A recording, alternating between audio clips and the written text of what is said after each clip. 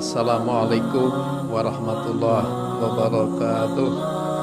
Alhamdulillah hamdan katsiran taziban mubarakan fi kama yanbaghi li jalalihi wa adimi sultanih.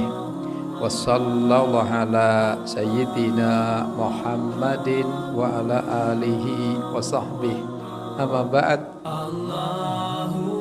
Alhamdulillah, pada kesempatan malam hari ini sudah memasuki sholat tarawih yang kesekian kali.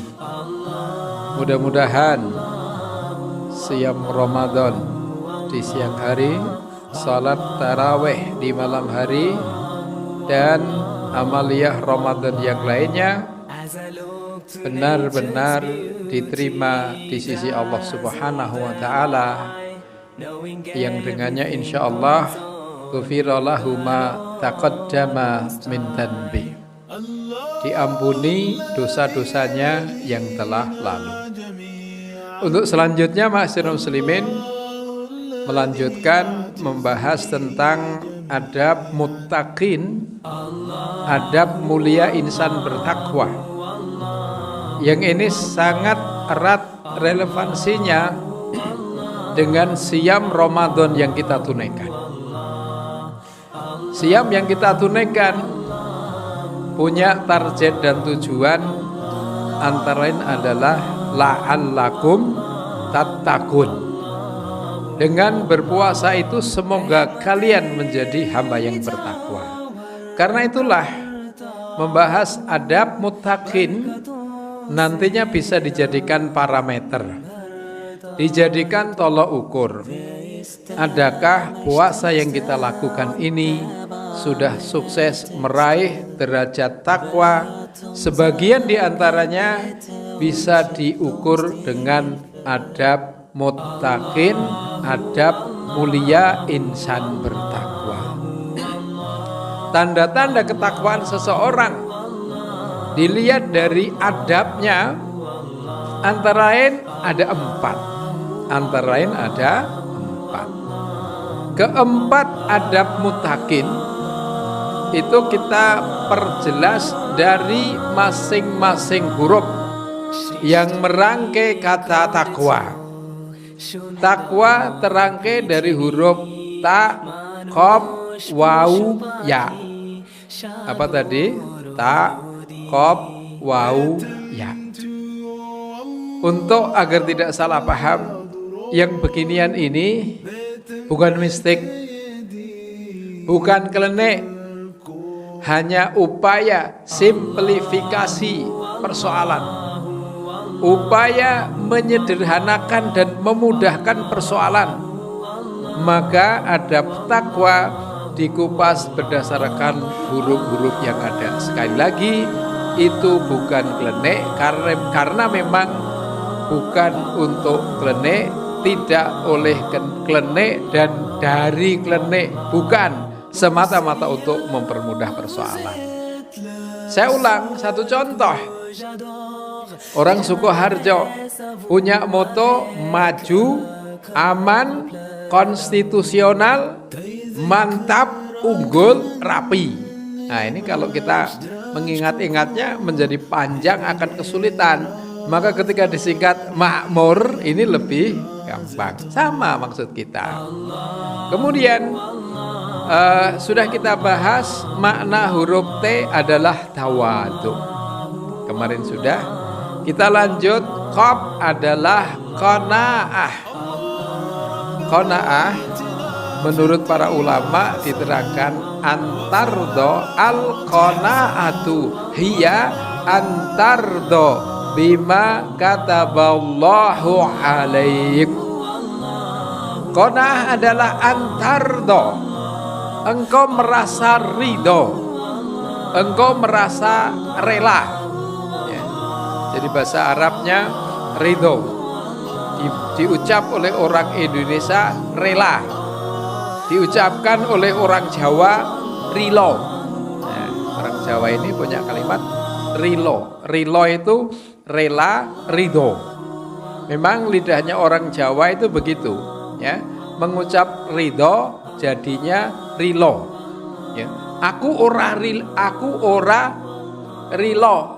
gak ridho. Ya. Ridho, rilo. Takdim, taklim.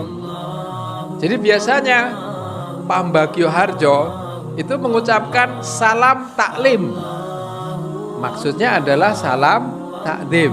Karena lidah Jawa mengucap takdim menjadi taklim, ridho menjadi rilo. Ya. Bahkan Ramadan menjadi ramelan. Loh ya, memang begitu. Tanya sama mbah-mbah kita, memang begitu itu. Benar Pak ya? Maka kalau ada bapak-bapak ya, namanya Pak Ramelan, itu secara teori lahirnya di bulan Ramadan. Kalau itu masih mengikuti pakem, soalnya kadang sudah nggak mengikuti pakem lagi. Ya, Ramelan dari kata Ramadan seharusnya lahirnya di bulan Ramadan, tapi sekarang sudah nggak mengikuti pakem. Contohnya Pak Rebu lahirnya dino. Nah, ini menyalahi pakem ini sebenarnya. Oke, kembali persoalan Bapak Ibu dan ikhwah. Qanaah artinya antardo bima kataballahu alaik. Engkau merasa ridho atas ketetapan Allah untukmu. Ini kalau dalam terminologi Jawa lebih simpel, lebih mudah dipahami, terasa lebih bersemayam dalam hati dengan istilah nerimo ing pandum. Nah, ini semuanya sudah tahu ini ya. Nerimo ing pandum. Adab orang yang takwa itu nerimo ing pandum. Nerimo artinya menerima, pandum artinya pembagian. Menerima atas apa yang Allah berikan bagian kepadanya, mau sedikit mau banyak, ya, mau apapun diterima dengan ridho. Itulah orang yang qanaah. Ketika orang ini qanaah, kata baginda Rasulullah Sallallahu Alaihi Wasallam, menjadilah dia orang yang aflaha. Aflaha itu apa? Orang yang beruntung. Maka dalam satu hadis disebutkan qad aflaha man aslama wa ruzika kafafan wa qanna Allah bima atah. Qad aflaha, benar-benar telah beruntung man aslama, siapa yang memeluk Islam. Jadi keberuntungan itu menurut salah satu baris hadis ada 3. Beruntunglah orang-orang yang Islam. Wa ruzika kafafan, diberi rezeki secukupnya saja. Ya. Yang ketiga, wa qana Allah bima atahu. Allah jadikan ia qanaah. Ia menerima pembagian Allah. Ya. Inilah 3 orang yang beruntung. Saya ulang, orang yang beruntung 1 orang yang Islam, 2 orang yang diberi rezeki pas-pasan. Saya ulang, ini penting. Orang yang diberi rezeki pas-pasan, dan orang yang hatinya diberi rasa qanaah. Ini orang yang beruntung. Pertama Islam. Dengan Islam menjadi tiket masuk surga. Kata baginda Rasulullah Sallallahu Alaihi Wasallam, "Kullu ummati yadkhulunal jannah." Setiap umatku kelak pasti masuk surga. Pasti masuk surga dengan syarat menjadi seorang Muslim. Illa man aba, kecuali yang enggan masuk surga. Faqila man ya'ba ya Rasulullah, siapa yang enggan masuk surga ya Rasulullah? Man ata'ani dakhalal jannah wa man asani faqad aba. Siapa taat kepadaku, ya, siapa menaati aku, menaati Rasul, masuk surga. Siapa maksiat kepadaku, enggan masuk surga. Berarti Bapak Ibu dan ikhwah, surga itu sebenarnya terserah kita masing-masing, mau masuk surga apa tidak. Kalau mau bisa insya Allah. Kira-kira kalau ditawari masuk surga mau nggak? Suruh pilih surga apa 10 miliar? Oh, pakai mikir ya. Oh, dua-duanya. Tapi surga dulu. Karena yang pertama adalah surga. Ya, Islam masuk surga. Ruzika kafafan, diberi rezeki secukupnya saja. Rezeki gak usah banyak-banyak, secukupnya, pas-pasan. Kalau saya pribadi Pak, suruh milih rezekinya banyak apa pas-pasan, pilih pas-pasan. Karena kalau banyak belum tentu cukup. Kalau pas-pasan cukup. Rezekinya pas-pasan. Ya, mau ganti HP pas. Ganti mobil pas. Ganti apa lagi? Jangan istri. Ya. Jadi pas-pasan ini semuanya pas kan enak gitu loh, Pak. Saya beri contoh bahwa pas-pasan itu paling baik, paling ideal. Ya, kita semuanya punya mata, Pak. Pilih mata panjenengan kelebaran apa kesempitan? Pas. Ya. Kemudian hidung panjenengan pilih kebesaran apa kekecilan? Pas. Jumlah gigi panjenengan pilih kebanyakan apa kesedikitan? Pas. Udah selesai. Udah pas itu paling baik. Ya, baru ziko kafafan. Pun juga masalah rezeki diberi yang pas-pasan saja. Rezeki itu kalau kebanyakan Pak bingung nanti. Terlalu banyak uang bingung, mau tak buang kemana kan gitu. Ya, panjenengan, saya kok nggak percaya. Masalahnya belum pernah kelebihan uang panjenengan. Kalau kelebihan nanti bingung nanti. Jadi rezeki pas-pasan saja. Dan yang terakhir, wa qana Allah bima atahu. Orang yang oleh Allah hatinya dijadikan qanaah, menerima pembagian dari Allah. Itulah nerimo ing pandum yang oleh Imam Asy-Syafi'i rahimahullah dikatakan, idza ma kunta dza qalbin qanu'in fa anta wa malikud dunya sawa. Jikalau kamu memiliki hati yang qanaah, kamu dan para raja-raja sama.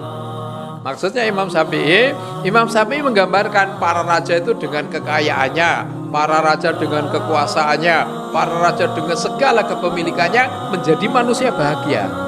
Tetapi tanpa kekayaan sekalipun, asal hatinya qanaah, menjadi manusia bahagia laksana raja. Lihat bagaimana Pak Tani di kampung itu dengan penghasilan apa adanya, qanaah, senang, bahagia. Ya, maka qanaah ini pangkal kebahagiaan. Ini pula yang dikatakan Kanjeng Nabi, laisal ghina an kasratil arad walakinnal ghina nafas. Kaya bukan banyak harta, tapi kaya adalah kaya hati atau kaya jiwa. Ini orang Jawa menyebutkan sugih tanpa bondo. Nah, orang Jawa gitu, Pak. Sugih tanpa bondo, meluruk tanpa bolo, mabur tanpa swiwi, menang tanpa ngasorake. Yuk kita tutup. Sugih tanpa bondo, meluruk tanpa bolo, menang tanpa ngasorake, utang tanpa. Nah, kalau utang tanpa nyauri berarti orang Jawa itu. Bapak Ibu, yuk kembali pada hati yang qanaah, ya. Ini adab orang yang bertakwa. Dan sebenarnya pemberian Allah itu bukan sedikit, banyak dan sangat banyak, ya. Wong sedikit saja supaya qanaah, apalagi banyak. Maka selalulah kita bersyukur kepada Allah atas nikmat-nikmat yang Allah limpahkan kita. Wassallallahu ala sayyidina Muhammadin wa ala alihi wa sahbihi. Subhana rabbika rabbil izzati amma yasifun, wassalamun alal mursalin, alhamdulillahi rabbil alamin. Assalamualaikum warahmatullahi wabarakatuh.